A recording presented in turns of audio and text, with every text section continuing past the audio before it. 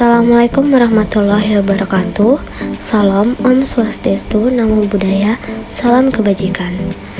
Pada video ini, saya akan mendemonstrasikan sistem pub/sublog aggregation terdistribusi yang saya bangun menggunakan Docker Compose.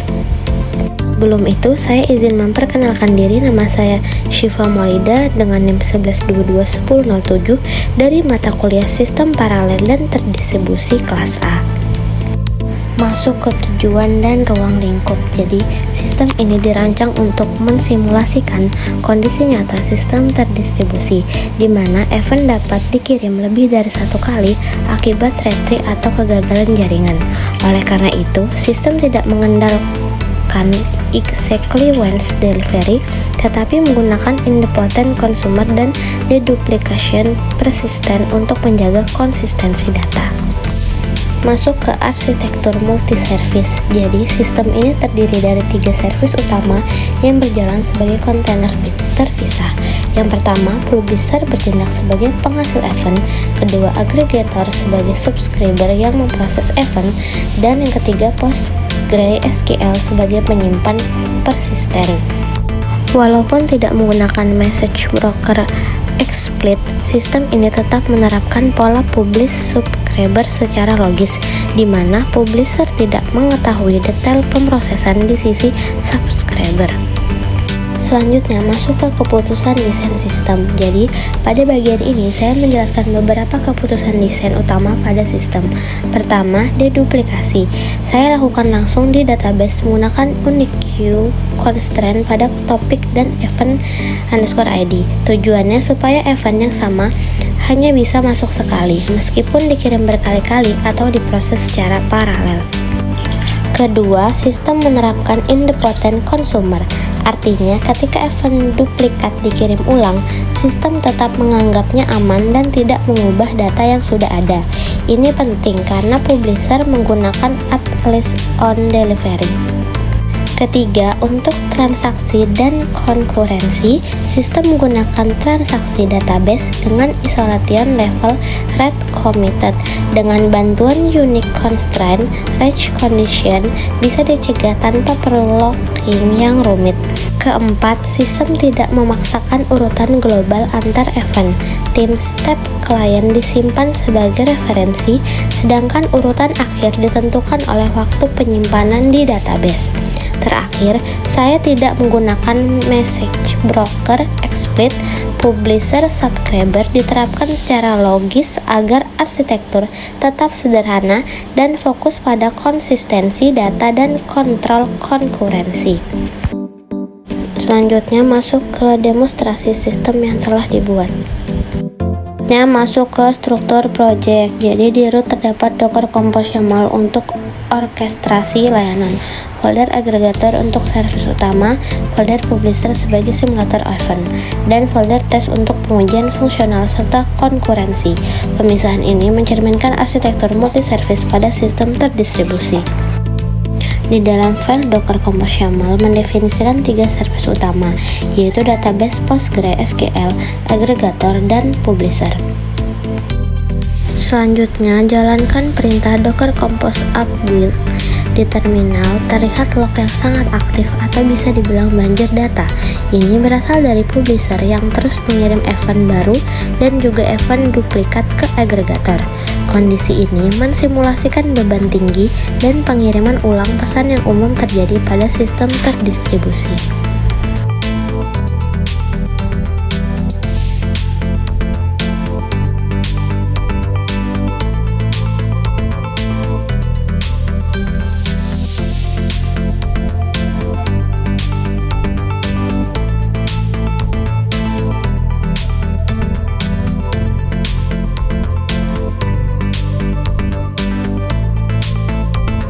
Dapat dilihat di bagian log terminal, yaitu pesan ignore.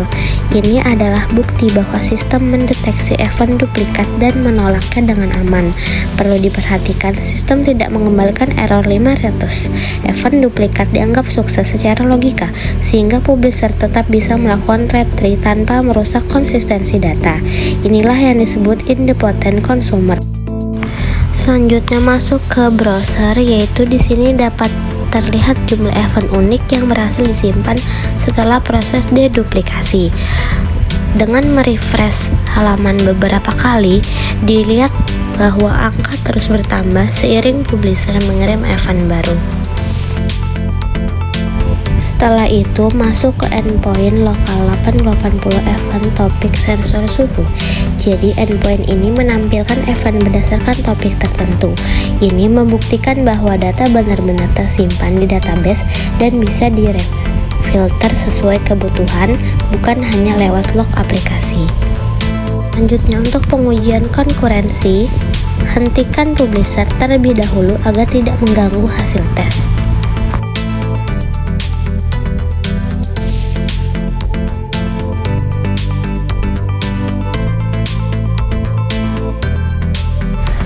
Sebelum menjalankan tes, akan dijelaskan terlebih dahulu isi dari file tes tersebut. Tes 1 digunakan untuk memastikan bahwa service agregator sudah berjalan dan bisa diakses. Endpoint root dikembalikan dengan status 200 sebagai indikasi awal bahwa sistem siap menerima request.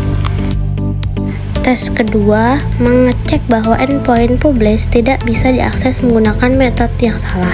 Ini memastikan API memiliki kontrak yang jelas dan tidak menerima request yang tidak semestinya.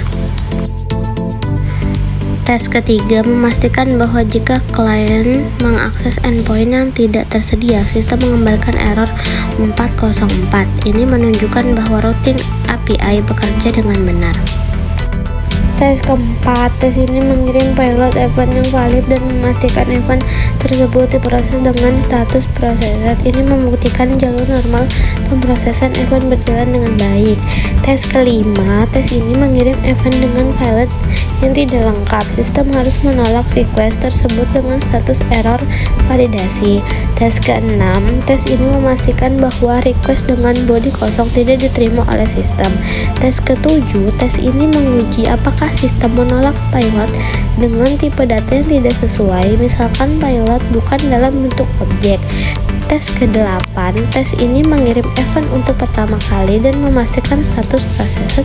Ini menjadi baseline untuk pengujian independen.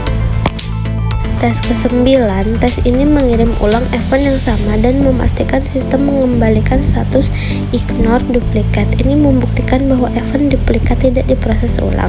Tes ke-10, tes ini mengirim event yang sama berkali-kali dan membandingkan jumlah data sebelum dan sesudah.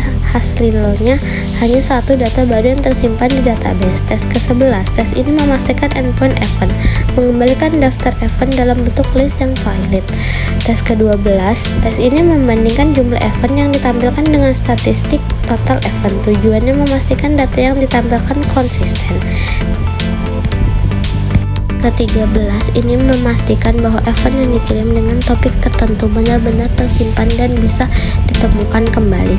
Tes ke-14, tes ini adalah inti dari pengujian konkurensi. 10 thread mengirim event yang sama secara paralel. Hasilnya hanya satu event yang diproses, sementara sisanya diabaikan sebagai duplikat. Tes 15, tes ini mengukur apakah sistem tetap responsif ketika menerima banyak event dalam waktu singkat. Terakhir, tes 16, yaitu memastikan bahwa data yang sudah diproses tetap tersedia selama sistem berjalan. Lanjut ke menjalankan seluruh tes menggunakan PyTest. Di layar dapat dilihat bahwa seluruh tes berjalan satu persatu. Setiap baris dengan status pass menunjukkan bahwa sistem memenuhi skenario pengujian tersebut. Pada tes nomor 14, yaitu pengujian konkurensi. Pada tes ini, 10 thread mengirim request yang sama secara bersamaan ke endpoint publish. Hasilnya, hanya satu request yang berhasil diproses dan disimpan di database, sementara 9 lainnya diabaikan sebagai duplikat. Tes ini lulus, yang berarti mekanisme transaksi database dan constraints unik berhasil mencegah rage condition. Secara keseluruhan, seluruh pengujian berhasil dijalankan tanpa kegagalan. Ini membuktikan bahwa sistem tidak hanya berjalan secara fungsional, tetapi juga benar-benar secara desain, terutama dalam menangani duplikasi, konkurensi, dan konsistensi data. Kemudian untuk membuktikan bahwa data tetap aman meskipun seluruh kontainer dimatikan, jalankan Dr. Compose Down. Perintah ini akan menghentikan dan menghapuskan tanner aplikasi, termasuk agregator dan publisher. Namun data di database tidak ikut terhapus karena disimpan di Docker named volume.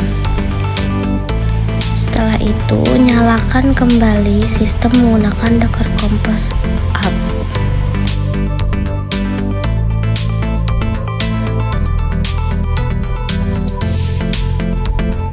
Kemudian masuk ke browser lagi dan bisa dilihat bahwa jumlah event tidak kembali 0. Ini membuktikan bahwa data yang telah diproses sebelumnya tetap tersedia setelah kontainer di reach. Dengan demikian, sistem memenuhi properti durability dan persistensi data sesuai dengan teori transaksi. Dengan ini, seluruh aspek utama sistem mulai dari idempotent, konkurensi hingga persistensi data telah berhasil didemonstrasikan.